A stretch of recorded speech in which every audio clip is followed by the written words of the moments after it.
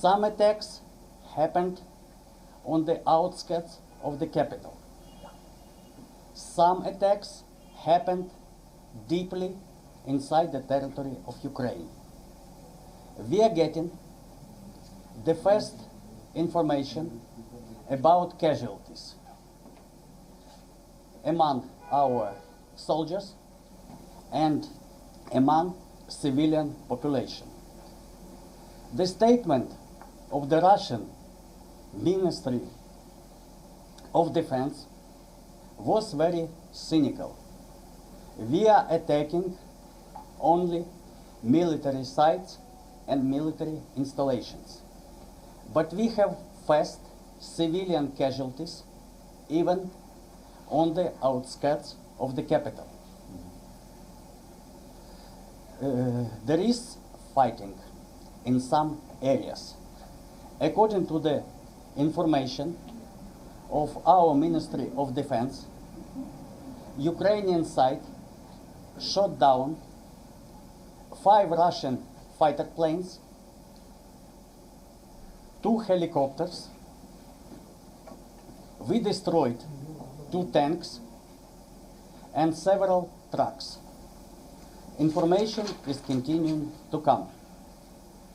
In spite of these assurances of the military, of the strikes on the military sites, there are reports that Russian troops are crossing the border. I have special case.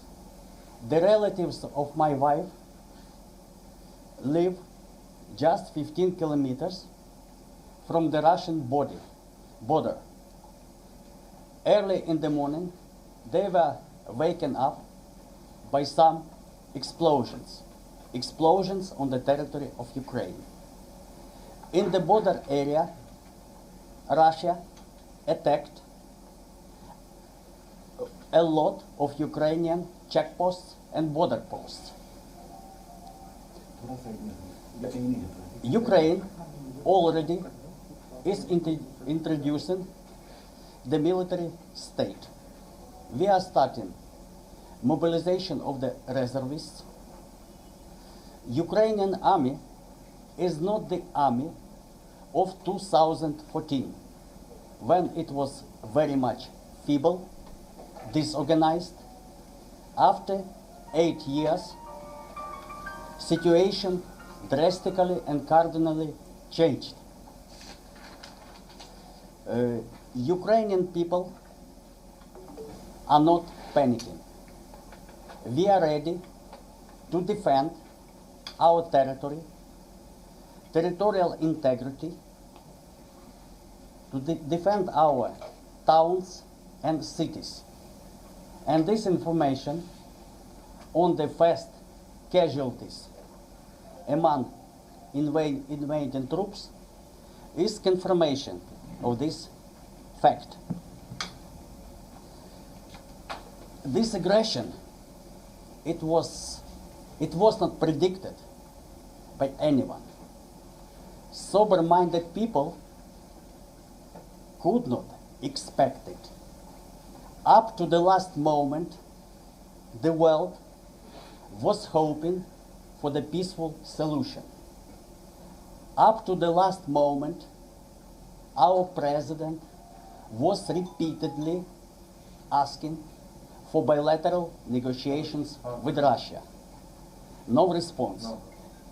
Now we can see the clash of democratic country.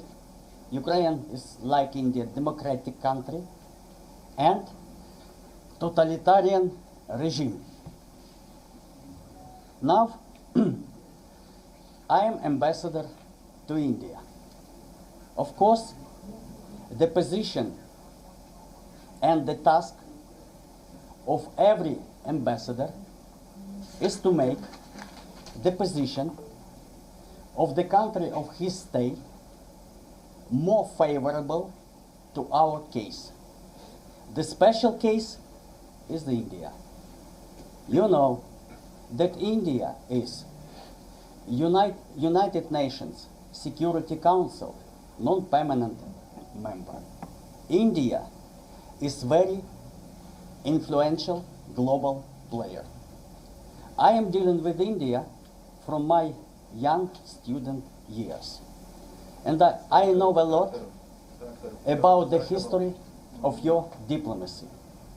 You had such bright guys like Chanakya, or otherwise he is called Kautilya, approximately 2,400 years back, when on the major part of Europe there was no civilization. And even those days you had qualified diplomacy.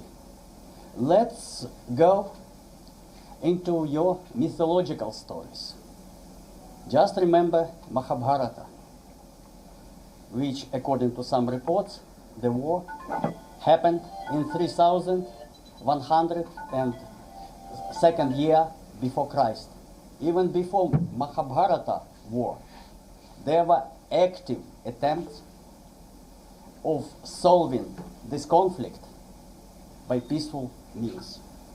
Unfortunately, in Mahabharata case, it was not so successful, but I am hoping that in our case, it should be much more successful.